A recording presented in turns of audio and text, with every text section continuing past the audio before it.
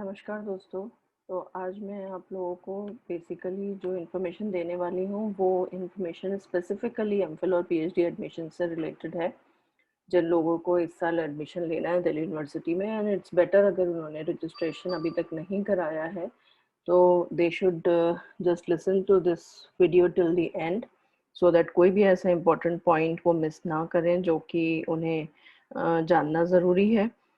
थोड़ा सा हो सकता है वीडियो लंबी होगी, तो please do have patience and try to listen to this completely.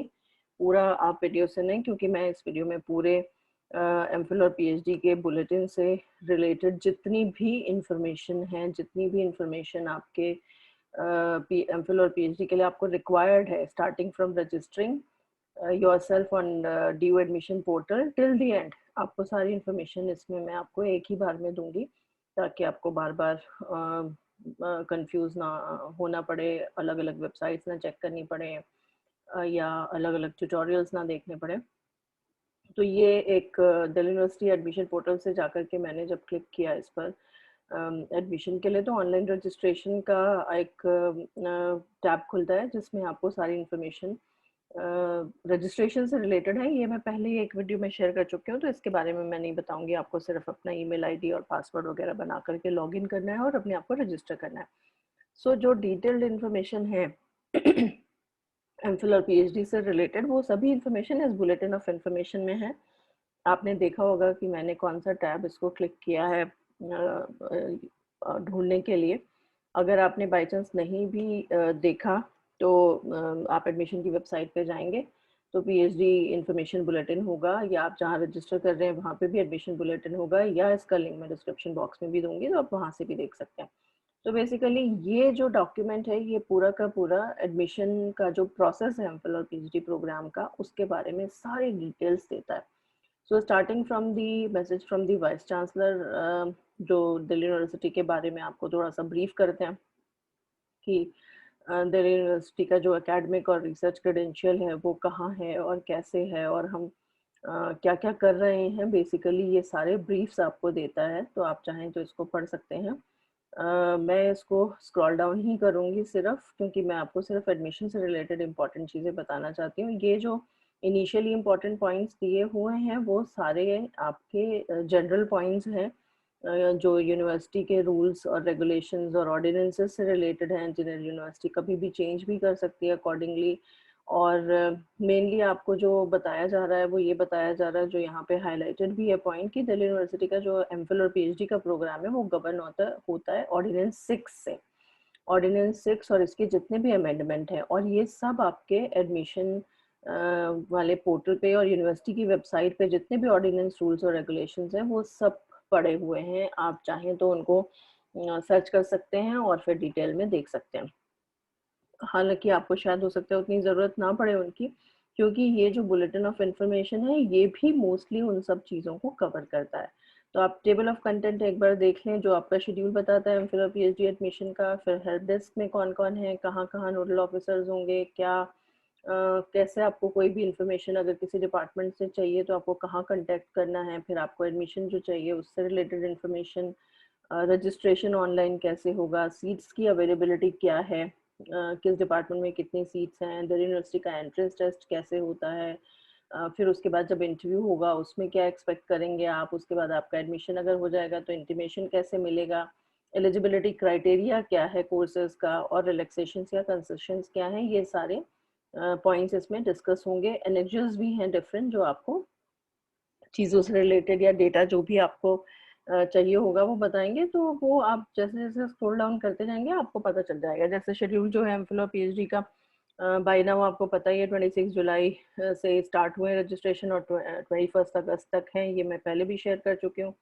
तो ये एक पूरा जो डॉक्यूमेंट है वो आपको इनिशियली आपको यहाँ से जो है टास्क आपको बता रहा है कि सबसे पहले आपका रजिस्ट्रेशन करना है, फिर जब आपका पेमेंट हो जाएगा एप्लीकेशन फ़ी का, उसके बाद आपका रजिस्ट्रेशन कंप्लीट होता है, फिर उसके बाद आपका दिल्ली यूनिवर्सिटी एंट्रेंस टेस्ट होगा, फिर उसके बाद उसका रिजल्ट आएगा। तो जो दिल्ली यूनिवर्सिटी एंट्रेंस टेस्ट होता है वो नेशनल टेस्टिंग एजेंसी कराती है आजकल, और उन्हीं के वेबसाइट को आप फॉलो करिए सो दैट आपको एग्जैक्ट जो डेट्स हैं अभी एग्जैक्ट डेट्स अनाउंस नहीं हुई हैं, 26, 27, 28, 29, 30 सितंबर और 1 अक्टूबर टेंटेटिव डेट्स दी हुई हैं, पर एग्जैक्टली आपके कोर्स की डेट कब पड़ेगी वो बड़ी जल्दी इंफॉर्मेशन अपलोड हो जाएगी।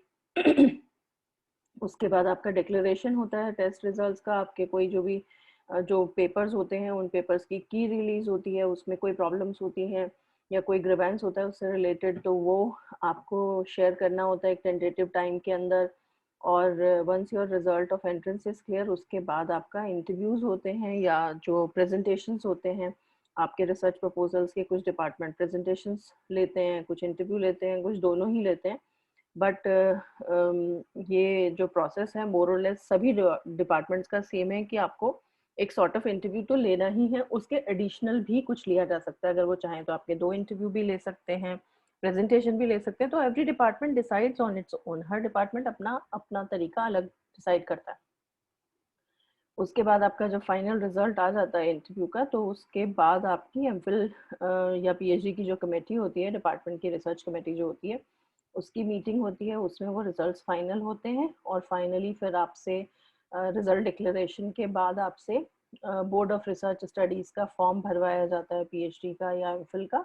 और बोर्ड ऑफ रिसर्च स्टडीज़ की जब भी मीटिंग होती है, जो बेसिकली डिफरेंट जो डिपार्टमेंट्स हैं वो किसी एक पर्टिकुलर फैकल्टी के अंदर आते हैं, जैसे कुछ डिपार्टमेंट्स हो गए जैसे बॉटनी, केमिस्ट्री, फिजिक्स, ये सब आपके साइंस फैकल्टी में आ गए, तो वहाँ पे बोर्ड ऑफ रिसर्च स्टडीज़ की मीटिंग होती है और उसके बाद आपके जो एडमिशन्स हैं वो कंफर्म कर दिए जाते हैं। उससे पहले तक वो प्रोविजनल एडमिशन्स होते हैं और आपका उसके बाद पीएचडी प्रोग्राम या कोर्स वर्क वगैरह जो भी आपके डिपार्टमेंट का अकॉर्डिंगली शुरू हो जाता है, आपके फ़ी वगैरह सबमिट करने के बाद जो भी आपकी टेंटेटिव डिपार्टमेंट की फ़ी होती है। तो ये एक पूरा शुरू से लेके लास्ट तक का एक प्रोसेस है जो आपको समझना है। हेल्प डेस्क के लिए सारे यहाँ पे दिए हुए हैं, ईमेल एड्रेस भी दिए हैं, फ़ोन नंबर भी दिए हैं, एनटीए का भी दिया है। आपको कोई इन्फॉर्मेशन चाहिए तो आप कैसे ले सकते हैं। पीडब्ल्यूडी कैंडिडेट्स के लिए अलग से बताया गया कि कहाँ जा सकते हैं, फॉरेन स्टूडेंट्स के लिए अलग से बताया गया कहाँ जा सकते हैं।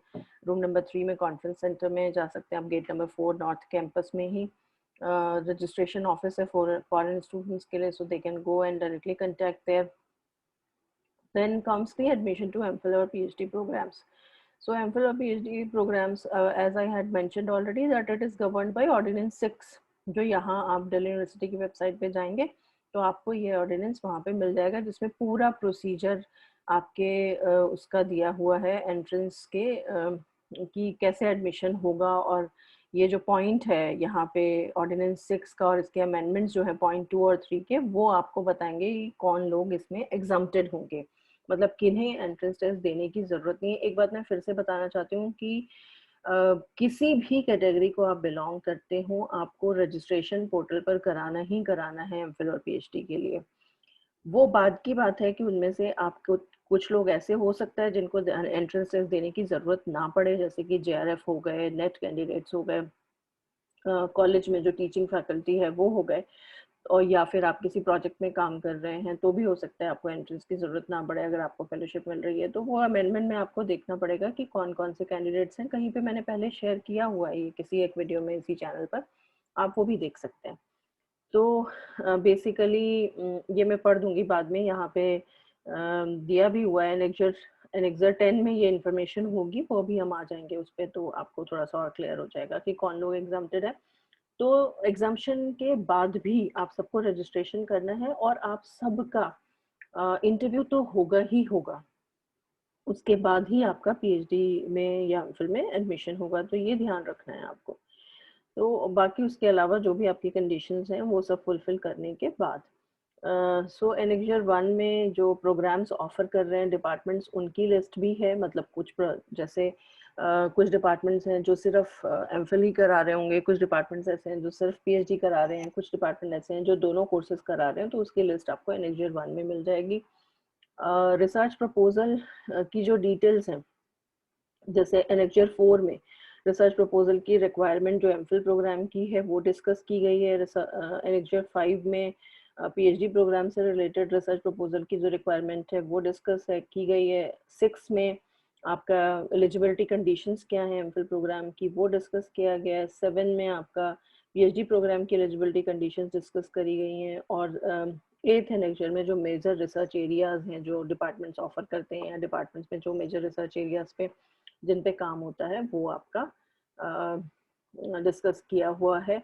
और ये भी कहा है कि आपको ये भी चेक करना है कि रिसर्च प्रपोजल आपके उस प्रोग्राम के लिए या उस पर्टिकुलर डिपार्टमेंट में मैंडेटरी है या नहीं है, क्योंकि कुछ डिपार्टमेंट इनिशियली रिसर्च प्रपोजल जब आप रजिस्ट्रेशन कराते हैं तभी ले लेते हैं, कुछ डिपार्टमेंट जब आपका इंटरव्यू होता है तब एक्सपेक्ट करते हैं आपसे। सो वो जो रिक्वायरमेंट्स हैं, मैंडेटरी रिक्वायरमेंट्स हैं या नहीं आपके रिसर्च प्रपोजल की, you can find it out in the annexure 8. So these departments or centers, they have the right not to fill up the vacant seats of MPhil or PhD programs in case of non-availability of suitable candidates. So ये general rule है कि अगर आपको उन departments को लगता है कि suitable candidates नहीं है तो हो सकता है वो seats ना भी भरें। जो रिजर्वेशन के जो बेनिफिट्स हैं वो आप अपने जो भी वेरीफाइड वेरिफिकेशंस के प्रोसेस हैं उसको आपको रिस्पेक्टिव इशूइंग अथॉरिटी से करवाना पड़ेगा, ये जनरल चीज़ें हैं। सो ऑनलाइन रजिस्ट्रेशन आपको कराने के लिए स्टेप बाय स्टेप डिटेल्स दी हुई हैं, आपको कैसे लॉगिन करना है, यूज़र नेम पासवर्ड बनाना है, अपने मोबाइल नंबर वगैरह उसमें देने होंगे, उसमें ओटीपी आएगा, फिर आपकी पासपोर्ट साइज़ फ़ोटोग्राफ रेडी होनी चाहिए, स्कैन सिग्नेचर रेडी होना चाहिए, स्कैन कॉपी आपकी वोटर आईडी की होनी चाहिए, सब फाइल्स आप अपलोड करके फिर सबमिट माई फाइल करेंगे। ये सब डिटेल्स आप, बड़े यूज़र फ्रेंडली चीज़ें हैं तो ये सब आप पढ़ लीजिएगा, आपको पता चल जाएगी। उसके बारे में मैं नहीं डिस्कस करना चाहती, मैं सिर्फ मेन चीज़ें आपको बताऊंगी। जैसे ये रिसर्च प्रपोजल से रिलेटेड रिक्वायरमेंट है कि रिसर्च प्रपोजल जहाँ पर मैंडेटरी है वहाँ क्या एक्सपेक्ट किया जाता है आपसे, तो आपको क्या क्या डिटेल्स उसमें देनी है। अगर आप एक रिसर्च प्रपोजल बना रहे हैं तो आपसे क्या एक्सपेक्टेशन है, ये आपको सबसे इम्पोर्टेंट बात ध्यान में रखनी है कि आपका जो प्रपोज थीम होगा या जो आपको किसी एक पर्टिकुलर थीम पे या किसी एक पर्टिकुलर टॉपिक पे जिस पे आप रिसर्च करना चाहते हैं, आपको उसका थीम बताना होगा या उसका स्कोप बताना होगा उस रिसर्च का, कि वो रिसर्च एक्चुअली आप क्यों करना चाहते हैं, कहाँ इम्पोर्टेंट है, उसका एप्लीकेशन क्या है, वो कोई नोवेल चीज़ है या नहीं है, उससे आप कुछ नोवेलिटी या इनोवेशन एक्सपेक्ट करते हैं या नहीं करते हैं। कोई भी रिसर्च ऐसी नहीं हो सकती जो ऑलरेडी सिर्फ आप कॉपी पेस्ट करके करते हैं, जो ऑलरेडी हो चुका है और आप सोचें कि हम इसी को प्रपोज कर देते हैं, ऐसा नहीं हो सकता। आपको कुछ ना कुछ नया उसमें प्रपोज करना है और नया ही कोई टॉपिक चूज करना है, नया कोई भी क्वेश्चंस कुछ ऐसे लेने हैं या कोई ऑब्जेक्टिव्स ऐसे लेने हैं जो नए हों, जो अनआंसर्ड हों, जिनके आंसर आप अपनी रिसर्च में ढूंढना चाहते हैं। So this is something very important. अगर आपको नहीं मालूम है तो मैंने इसी चैनल पे 2-3 वीडियो अपलोड की हुई हैं, आप कैसे रिसर्च प्रपोजल बनाएंगे उसके बारे में, आप चाहें तो वो देखिए, हो सकता है उससे आपको मदद मिले। फिर उसके बाद आपको मेजर राइटिंग्स के बारे में बताना है, जिसमें काफ़ी लोग कंफ्यूज हैं। मेजर राइटिंग्स का मतलब होता है जो रिसर्च पेपर्स या जो रिव्यू पेपर्स या जो बुक चैप्टर्स या जो बुक्स आप रेफर करते हैं अपने रिसर्च से रिलेटेड, जिनके रेफरेंसेस आप देते हैं अपने प्रपोजल में, कि आपने वो प्रपोजल बनाया कहाँ से, क्या पढ़ा आपने पहले, क्या लिटरेचर आपने देखा पहले, कौन से ऐसे रिसर्च पेपर्स हैं जिसको देखने के बाद आपको ये आइडिया आया कि आप ये काम कर सकते हैं, या उस पर्टिकुलर फील्ड में कौन कौन से उससे पहले अच्छे काम हो चुके हैं जिसमें आप अपना कंट्रीब्यूशन देना चाहते हैं। तो आपको उसके बारे में, जो अपनी जो मेजर राइटिंग्स है उसके बारे में आपको बताना है। प्लस अगर आपका कोई अपना ओरिजिनल कंट्रीब्यूशन है, फॉर एग्जांपल आप किसी प्रोजेक्ट पे काम कर रहे हैं या आपने अपना जब पोस्ट ग्रेजुएशन किया है तो कोई रिसर्च वर्क किया है जिसकी वजह से आपका कोई पेपर पब्लिश हुआ है, या आपने कोई जर्नल है आपका, किसी जर्नल में आपका कोई आर्टिकल ऑलरेडी पब्लिश्ड है, तो आप उसको भी मेंशन कर सकते हैं।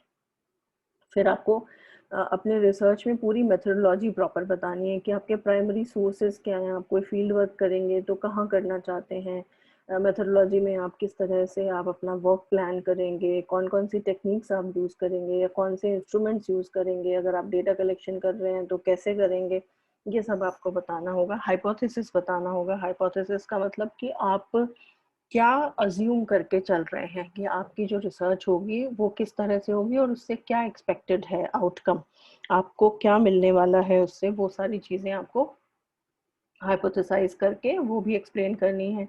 क्वेश्चंस और issues in the propose field of interest. So इसका मतलब आपको कौन से क्वेश्चंस, एज आई मेंशनड, कि जो इश्यूज हैं या क्वेश्चंस हैं जो आप अपनी रिसर्च से सॉल्व करना चाहते हैं, आइडेंटिफाई करना चाहते हैं, उन्हें हम ऑब्जेक्टिव्स भी कह सकते हैं। तो ये सारी चीज़ें आपको अप्रॉक्सीमेटली 2500 वर्ड्स में लिखनी है। 2500 वर्ड्स आप वर्ड काउंट करके वर्ड में देख लेंगे फाइल में, तो मेरे ख्याल से 4-5 पेज के करीब होना चाहिए, और बल्कि उससे भी कम ही, उससे ज़्यादा नहीं होना चाहिए, 3-4 पेज मैक्सिमम। सो उसके अलावा आपका कोई पास्ट रिसर्च एक्सपीरियंस है, आपने कोई पब्लिकेशन किया है, या उसी से रिलेटेड अगर आप कोई भी काम बताना चाहते हैं, आपकी कोई एक्सपर्टीज़ है, आपने किसी प्रोजेक्ट में पहले काम किया है, तो आप वो भी मेंशन कर सकते हैं। तो ये सारी चीज़ें आपकी रिसर्च प्रपोजल से हमें आपको ध्यान रख के बनाना है। तो आपको सबसे इम्पोर्टेंट जो ध्यान रखना है वो रिसर्च प्रपोजल में ये रखना है कि research proposal is something which is very very very important as far as your MPhil and PhD admissions are concern. क्योंकि एमफिल और पीएचडी का जो बेसिक क्राइटेरिया होगा वो तो सिर्फ इतना होगा कि आप एंट्रेंस टेस्ट में 50% या उसके अबव मार्क्स ले आए, तो आपको इंटरव्यू की कॉल आ जाएगी। बट इंटरव्यू की कॉल आने का मतलब ये नहीं है कि आपका एडमिशन हो जाएगा, क्योंकि एडमिशन बहुत ही कॉम्पिटिटिव है, बहुत सारे लोग अप्लाई करते हैं, सीट्स बहुत लिमिटेड होती हैं। तो आपका रिसर्च प्रपोजल जो है वो ये गवर्न करेगा कि आपका एडमिशन होगा या नहीं होगा ज़्यादातर केसेस में। क्योंकि आपका रिसर्च प्रपोजल जितना स्ट्रांग होगा, आप जितना अच्छे से उसको डिफेंड कर पाएंगे, जितना अच्छे से उसको एक्सप्लेन कर पाएंगे, वो आपका एसेट बन जाएगा, वो आपका सबसे बड़ा पॉजिटिव पॉइंट बन जाएगा। तो उसको आप ज़रा ध्यान से लिखें, उसके बारे में अच्छे से पढ़ें, और देख के कि डिपार्टमेंट में प्रोफाइल किसी फैकल्टी का उससे मैच करता है या नहीं करता है। डिपार्टमेंट में जाकर के, वेबसाइट पे जाके जो फैकल्टी है जिन चीज़ों पे काम कर रही है, आपको वो भी देखना चाहिए, सो दैट आपको ये पता रहे कि ये क्या इम्पॉर्टेंट चीज़ें हैं जो हो रही हैं ऑलरेडी, किन फील्ड्स पे काम हो रहा है, उससे रिलेटेड आप कुछ आइडियाज़ अपने ला करके उस पर काम कर सकते हैं। बहुत ऑफ द ट्रैक बिल्कुल एकदम से ना कुछ प्रपोज करें जो किसी को समझ ही नहीं आए कि कहाँ कर सकते हैं, उसकी कोई एक्सपर्टीज़ ही अवेलेबल ना हो वहाँ। तो कोशिश ये करिए जो चीज़ें हो रही हैं उसके आसपास ही आप कुछ इंटरेस्टिंग और कुछ नया आइडिया अपना लेकर आएँ। सो आई होप इससे आपको काफ़ी क्लैरिटी मिल जाएगी रिसर्च प्रपोजल कैसे बनाना है। कुछ डिपार्टमेंट्स ऐसे हैं जहाँ पे रिसर्च प्रपोजल मैंडेटरी नहीं भी है, तो वहाँ आप अपने फॉर्म में नॉट एप्लीकेबल लिख सकते हैं। बाकी आपको जो भी डिटेल्स हैं, ये सब रजिस्ट्रेशन से रिलेटेड जो डिटेल्स हैं वो सब उसको मेंशन किया हुआ है। सीट्स की अवेलेबिलिटी एनेक्सर 2 और एनेक्सर 3 में दी हुई है, वो भी आप देख सकते हैं। दिल्ली यूनिवर्सिटी का जो एंट्रेंस टेस्ट है वो मैं बता ही चुकी हूँ आपको कि नेशनल टेस्टिंग एजेंसी आजकल कराती है, जो बेसिकली एक इंडिपेंडेंट ऑटोनोमस जो ऑर्गेनाइजेशन है वो ये करती है। जनरली कंप्यूटर बेस्ड जो टेस्ट होते हैं वो सारे कंप्यूटर बेस्ड होते हैं, ड्यूरेशन 2 आवर्स होती है, मल्टीपल चॉइस क्वेश्चंस होते हैं, नंबर ऑफ क्वेश्चंस 50 होते हैं, 4 मार्क्स करेक्ट आंसर के लिए, -1 नेगेटिव मार्किंग भी होती है, इंग्लिश लैंग्वेज में ही होते हैं। कुछ पर्टिकुलर प्रोग्राम्स एक्सेप्शन हो सकते हैं, जैसे हिंदी का पेपर हो तो वो एक्सेप्शन होगा कि उसकी लैंग्वेज हिंदी ही होगी। तो थोड़ा बहुत वैरी कर सकते हैं डिपार्टमेंट्स अपने क्वेश्चन पेपर में या सेट में, तो वो अकॉर्डिंगली हो सकता है। सेंटर्स जो हैं एंट्रेंस टेस्ट के वो भी आपको जानना ज़रूरी है कि कहाँ कहाँ सेंटर्स हैं। 27 सेंटर्स ऑलरेडी इसमें मेंशन किए हुए हैं। अहमदाबाद, गांधीनगर, अमृतसर, बैंगलोर, भोपाल, भुवनेश्वर, चंडीगढ़, मोहाली, चेन्नई, कटक, देहरादून, दिल्ली एनसीआर, गुवाहाटी, हैदराबाद, इम्फाल, जयपुर, जम्मू, कोलकाता, लखनऊ, मुंबई, नागपुर, पटना, रायपुर, रांची, शिलोंग, शिमला, श्रीनगर, तिरुवनंतपुरम, वाराणसी और दिल्ली एनसीआर में ये सारी जगह भी हैं। तो सेंटर्स तो ऑलरेडी बहुत ज़्यादा हैं। आपके आसपास हो सकता है कुछ सेंटर्स, कोई ना कोई जो भी आपके आसपास सेंटर है, आप आराम से वहाँ से एग्ज़ाम दे सकते हैं अपना। तो एनटीए ने भी कुछ चीज़ें आपको बता रखी हैं कि जैसे चेंज नहीं होगा, शिफ्ट नहीं होंगे एग्ज़ाम, सेंटर्स में आपके जो जिस डेट पे होगा उसी पे होगा, बिकॉज़ बार-बार ये पॉसिबल नहीं है कि कुछ स्पेसिफिक सेट ऑफ लोगों को कोई प्रॉब्लम है तो उनके अकॉर्डिंगली चेंज हो जाए एग्ज़ाम्स। तो वही इस तरीके की जनरल चीज़ें उन्होंने लिखी हुई है। कोशिश ये होगी कि एक से ज़्यादा प्रोग्राम में जिन बच्चों ने भरा हुआ है फॉर्म या जिन कैंडिडेट्स ने भरा हुआ है फॉर्म, उनके एग्ज़ाम्स क्लैश ना हो, ये कोशिश की जाती है कि कोइंसाइड ना हो उनकी डेट। तो लेकिन कोई कैंडिडेट अगर उसको इनिशियली जब वो अनाउंस होती है डेट और उस समय लगता है कोइंसाइड हो रहा है डुएट टेस्ट किसी 2 प्रोग्राम्स का, तो उसको शायद मेंशन करें, तो उसको दिल्ली यूनिवर्सिटी और एनटीए मिलके कोशिश कर सकते हैं सेटल करने की। उसको आपको चीज़ें लिखनी होंगी। अगर आपने कोई सेंटर एक बार एग्ज़ामिनेशन का ऑप्ट कर लिया, उसके बाद वो चेंज नहीं होगा, तो आपको अपना जो एडमिट कार्ड है उसको बड़े ध्यान से अपने नाम, सब्जेक्ट सारी चीज़ों को केयरफुली करके ध्यान से उसमें से डाउनलोड करना होगा। एनटीए की एनटीए पे में जो डुएट से रिलेटेड अगर कोई भी आपको क्वेरी है, क्वेश्चंस हैं एडमिट कार्ड से रिलेटेड, तो ये हेल्पलाइन का नंबर और ईमेल एड्रेस दिया हुआ है, आप उस पर कॉन्टैक्ट कर सकते हैं। और डिटेल्स के लिए एनएफजेड 9th में बाकी डिटेल्स हैं। As far as syllabus of the test is concern, ये क्वेश्चन भी बहुत पूछते हैं स्टूडेंट्स कि सिलेबस कैसे पता चलेगा एमफिल और पीएचडी प्रोग्राम का। So there is no hard and fast syllabus. Hard अगर सिलेबस है भी एमफिल या पीएचडी प्रोग्राम का कोई एंट्रेंस एग्जाम का, तो वो जनरल बेसिकली आपने जो पोस्ट ग्रेजुएशन में उस पर्टिकुलर सब्जेक्ट के अब तक पढ़ा है अंडर ग्रेड या पोस्ट ग्रेड में, वही सारी चीज़ें आती हैं, बहुत जनरल चीज़ें आती हैं। आप मैक्सिमम ये कर सकते हैं कि अपने डिपार्टमेंट की वेबसाइट पे जाके देख लें अगर उन्होंने कुछ स्पेसिफिकली मेंशन कर रखा है तो, लेकिन वो आपको बहुत ही कम डिपार्टमेंट्स की वेबसाइट पे मिलेगा। आप पुराने साल के पेपर देख सकते हैं, हो सकता है आपको एनटीए की वेबसाइट पर ही पुराने साल के 1-2 पेपर्स मिल जाएंगे, उससे आपको थोड़ा आइडिया हो सकता है। बाकी otherwise it will be very general test जो आपके पुराने आपके सिलेबस से रिलेटेड या आपने जो अभी तक अपना क्वालिफाइंग एग्जाम किया है उससे रिलेटेड ही होगा।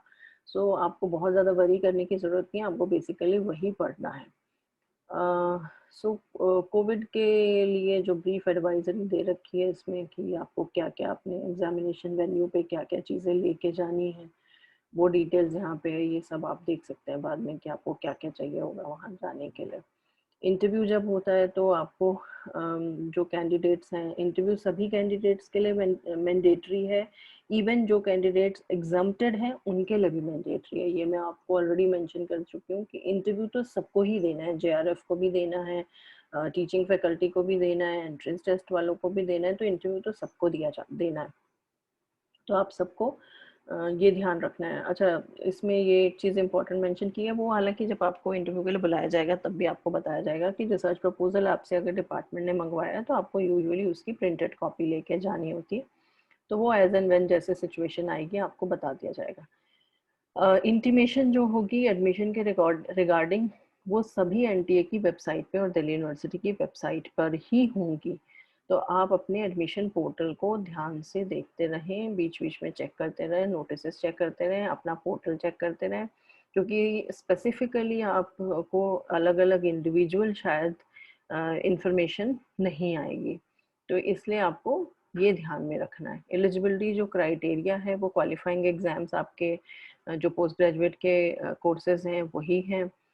इक्विलेंस का क्राइटेरिया डिपार्टमेंट या सेंटर अगर चाहें तो अपना एक कमेटी वगैरह बना करके कोई सर्टिफिकेट्स या डिप्लोमा या डिग्री कोर्सेज जिनकी इक्विलेंस क्राइटेरिया चेक करना है वो डिपार्टमेंट्स अपने तरीके से करेंगे। There is a way to do it अलग से।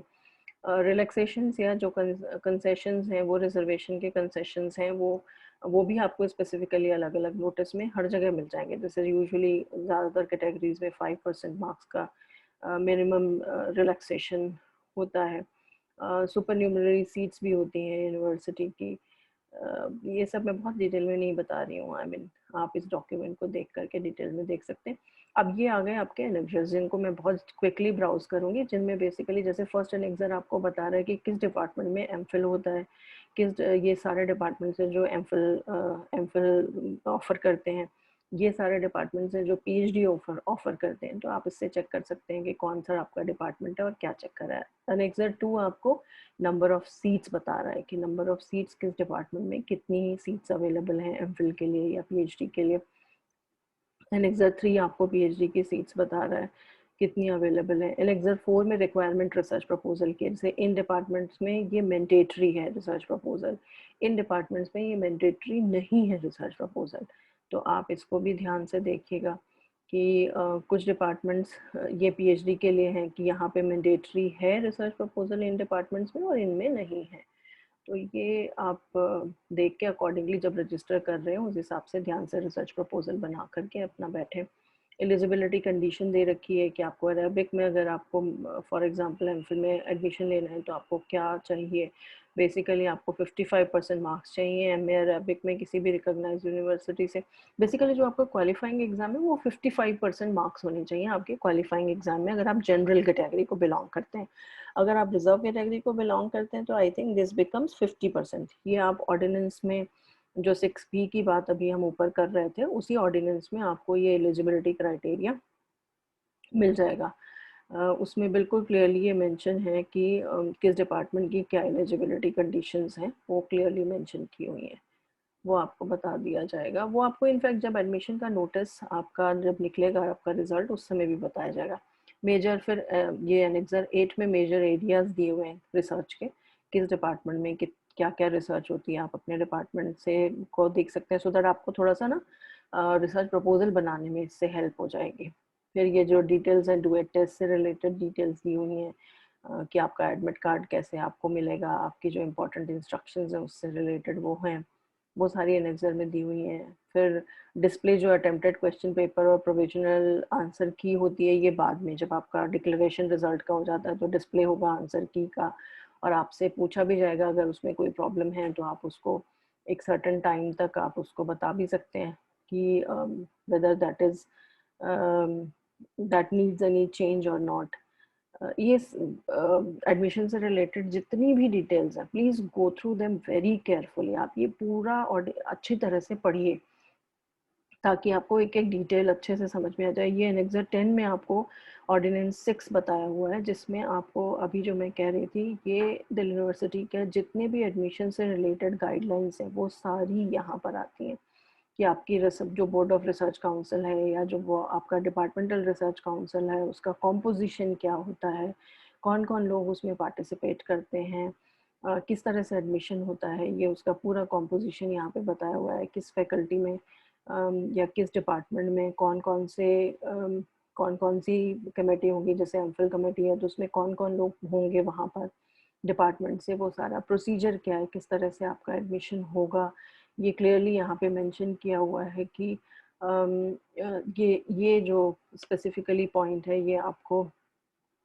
याद रखना है कि जो एमफिल और पीएचडी में एडमिशन्स हैं वो एंट्रेंस टेस्ट के थ्रू होंगे, लेकिन यूनिवर्सिटी सेपरेट टर्म्स भी डिसाइड कर सकती है। और जो स्टूडेंट्स यूजीसी नेट है, जिनका जेआरएफ है, यूजीसी सीएसआर नेट है, टीचर फेलोज हैं, या जिन्होंने एमफिल पास किया हुआ है, वो सभी लोग इसमें इसके लिए एंट्रेंस टेस्ट से एग्जम्प्टेड होते हैं। उनके लिए अलग उनके लिए सिर्फ इंटरव्यू ही होता है और कुछ नहीं होता है। बाकी सारे कैंडिडेट्स के लिए एंट्रेंस टेस्ट होता है पहले और फिर इंटरव्यू होता है। तो जो एग्जम्प्टेड कैंडिडेट्स हैं वो कैंडिडेट्स को भी रजिस्टर करना है अपने आप को, लेकिन उन्हें सिर्फ इंटरव्यू के लिए बुलाया जाएगा। तो आपको और जो एलिजिबल कॉलेज टीचर्स हैं उनको अपना सीवी वगैरह देना है और उनको लिस्ट ऑफ पब्लिकेशंस देनी है अपने हेड से साइन करा करके। डिफरेंट डिफरेंट क्राइटेरिया है एलिजिबिलिटी क्राइटेरिया। जो कॉमन एलिजिबिलिटी क्राइटेरिया है एमफिल और पीएचडी का, वो क्या है, अभी मैंने आपको बताया कि 55% मार्क्स जनरल में होने चाहिए और रिजर्व कैटेगरीज के लिए 50% मार्क्स है। तो ये आपका क्वालिफाइंग हो गया, ये आपके क्वालिफाइंग एग्जाम के मार्क्स हो गए, मतलब आपके एमए एमएससी इनके मार्क्स। और जो दिल्ली यूनिवर्सिटी का जो एंट्रेंस टेस्ट होता है, उस एंट्रेंस टेस्ट में आपके 50% मार्क्स होने चाहिए। वो भी यहाँ कहीं पे मेंशन किया होगा मेरे ख्याल से, कि दिल्ली यूनिवर्सिटी का जो एंट्रेंस टेस्ट है उसमें अगर आपके 50% मार्क्स होंगे तो ही आपको इंटरव्यू के लिए बुलाया जाएगा, अदरवाइज आपको इंटरव्यू के लिए नहीं बुलाया जाएगा। ये कहीं मेंशन होगा, आई सी अगर मुझे दिख जाता है तो, नहीं तो आपको मैं वैसे ही बता रही हूँ। ये लिखा है यहाँ पे कि ये जो एग्जाम्प्टेड कैंडिडेट्स हैं, यूजीसी नेट है जिनका including JRF, UGC CSIR NET including JRF, DBT JRF, ICMR JRF, DST INSPIRE और इक्विवेलेंट नेशनल लेवल एग्जामिनेशन और fellowship as identified by department research committee. Department की रिसर्च कमेटी स्पेसिफिकली आइडेंटिफाई कर सकती है कुछ अगर और नई फेलोशिप्स हैं तो उनको भी, और गेट और टीचर फेलोशिप ये सब डायरेक्टली अपेयर हो सकते हैं। ये 4th पॉइंट आपके लिए बहुत इंपॉर्टेंट है ये जानने के लिए कि कौन कौन लोग एग्जम्प्टेड है, जिन्हें एंट्रेंस टेस्ट नहीं देना है, जिन्हें सिर्फ इंटरव्यू के लिए ही कॉल किया जाएगा। टीचर्स जो इन सर्विस है उनको भी डायरेक्टली कॉल किया जाएगा। बाकी कुछ और भी एग्जाम्प्टेड कैटेगरीज हैं, जैसे जिनके JRF हैं, जो किसी प्रोजेक्ट में काम करते हैं, और equivalent research proposals in project satisfying the minimum eligibility conditions may also appear directly for interview, as I mentioned earlier also, कि जो students किसी project में काम कर रहे हैं वो भी directly appear हो सकते हैं। Scientists या professionals जो R&D institutes में काम कर रहे हैं, जिनका दिल्ली यूनिवर्सिटी के साथ MOU signed है, वो भी exempted category में आ सकते हैं। MPhil या PhD जिनके कोर्सेज हो गए हैं, वो भी डिपेंडिंग अपॉन अगर उनका डिपार्टमेंट उनको अलाउ कर देता है तो वो डायरेक्टली इंटरव्यू के लिए आ सकते हैं। No candidate shall be eligible to register for the MPhil or PhD program if he or she is already registered for any full-time program in any university or institution। अगर आप कहीं भी और दूसरी जगह पे आप ऑलरेडी आपने रजिस्टर किया हुआ है तो आप यहाँ पे रजिस्टर नहीं हो सकते। फॉरेन नेशनल्स का भी कुछ और क्राइटेरिया है, सो इसको आप थोड़ा डिटेल में पढ़ लीजिए। मैं आपको बेसिकली बहुत ब्रॉड आइडिया दे रही हूँ चीज़ों का कि आपको कहाँ से क्या ढूंढना है, बाकी आप अपने आप इसको थोड़ा सा डिटेल में चाहें तो आपको अगर कुछ और जानना है तो पढ़ लीजिए। जो ये आ गया आपका एंट्रेंस टेस्ट और इंटरव्यू, जो मैंने अभी मेंशन किया था कि 50% मार्क्स होने चाहिए आपके क्वालिफाइंग एग्जाम में। क्वालिफाई करने के लिए आपको इंटरव्यू के लिए बुलाए जाने के लिए, अगर आपका 200 नंबर का पेपर है तो आपका 100 या 100 से ऊपर नंबर होंगे तो ही आपको इंटरव्यू के लिए बुलाया जाएगा, नहीं तो नहीं बुलाया जाएगा। तो ज़्यादातर डिपार्टमेंट इसी को फॉलो करते हैं। डिपार्टमेंट स्पेसिफिकली चाहें तो अपने डिपेंडिंग अपॉन अपने रिजल्ट को लेके बाद में अगर कोई मॉडिफिकेशन करना चाहें तो वो और बात है, अदरवाइज 50% का क्राइटेरिया आपका इंटरव्यू में बुलाने के लिए है। तो ये जो इंटरव्यू में ओके टाइम पे जो कंसिडरेशन दी जाती है वो इन 3 पॉइंट्स को दी जाती है कि candidate possess the competence of the proposed research, कि कैंडिडेट ये काम करने लायक है या नहीं जो वो प्रपोज कर रहा है रिसर्च, कि वो कर सकता है या नहीं, उसकी कैपेसिटी है या नहीं, या उसको कुछ नॉलेज है या नहीं उससे रिलेटेड, ये देखा जाता है। प्लस ये देखा जाता है कि रिसर्च वर्क इस यूनिवर्सिटी में हो सकता है या नहीं हो सकता है जो प्रपोज किया जा रहा है। और तीसरी और सबसे इम्पॉर्टेंट बात यह है कि जो भी प्रपोज्ड एरिया है रिसर्च का, क्या वो कोई नई या एडिशनल नॉलेज देता है, ये जो ऑलरेडी नॉलेज है पब्लिक डोमेन में उसमें कुछ एडिशन करता है या नहीं करता है। कोई भी पुरानी चीज़ अगर आप प्रपोज करेंगे तो उसको इनकरेज नहीं किया जाएगा। और फिर उसके बाद बस आपका इंटरव्यू होने के बाद आपकी मेरिट लिस्ट वगैरह निकलती हैं, उनको डिपार्टमेंट रिसर्च कमेटी में जाती हैं, वो वहाँ से अप्रूव होती हैं तो बोर्ड ऑफ रिसर्च स्टडीज़ में जाती हैं। ये मैंने आपको पहले ही मेंशन कर दिया है। आप चाहें तो डायरेक्टली अपने टीचर्स के साथ पहले से ही कांटेक्ट कर सकते हैं। उनसे जिनके साथ भी आपको लगता है कि आप कंफर्टेबल हैं रिसर्च करने में या आपको उनका टॉपिक इंटरेस्टिंग लगता है, तो आप उनसे डायरेक्टली टच में रह करके भी अपना रिसर्च प्रपोजल प्लान कर सकते हैं, लिख सकते हैं। या आपका फॉर एग्जांपल आप एग्जाम्प्टेड कैंडिडेट हैं तो आप पहले से उनसे टच में रह के काम शुरू कर सकते हैं, क्योंकि सिर्फ आपका इंटरव्यू हुई होगा तो आप उस अपना रिसर्च प्रपोजल रेडी करके और उसके बाद आप अपना काम भी स्टार्ट कर सकते हैं और फिर आपका रजिस्ट्रेशन भी हो सकता है। सो देर आर वेरियस थिंग्स जो आपको एक्सप्लोर करनी है। मैंने कोशिश की है कि जो मेन जो पॉइंट्स हैं वो सब आपसे शेयर करूं। So I hope this will be very helpful for all of you. अगर उससे रिलेटेड आपके पास और भी कोई क्वेश्चंस हैं तो please do write to me. I will try to respond to your questions. आप लिखेंगे तो मैं आपके सवालों का जवाब देने की ज़रूर कोशिश करूँगी। मैंने आपको ब्रीफ ओवरव्यू एक दे दिया है, बाकी इस डॉक्यूमेंट को आप और थोड़ा सा ध्यान से पढ़ेंगे तो आपको सारी चीज़ें क्लियर हो जाएंगी। सो आशा करती हूँ आप सब बहुत अच्छा करेंगे और आप में से काफ़ी सारे लोग दिल्ली यूनिवर्सिटी का पार्ट जल्दी ही बन जाएंगे। Wish you all the very very best.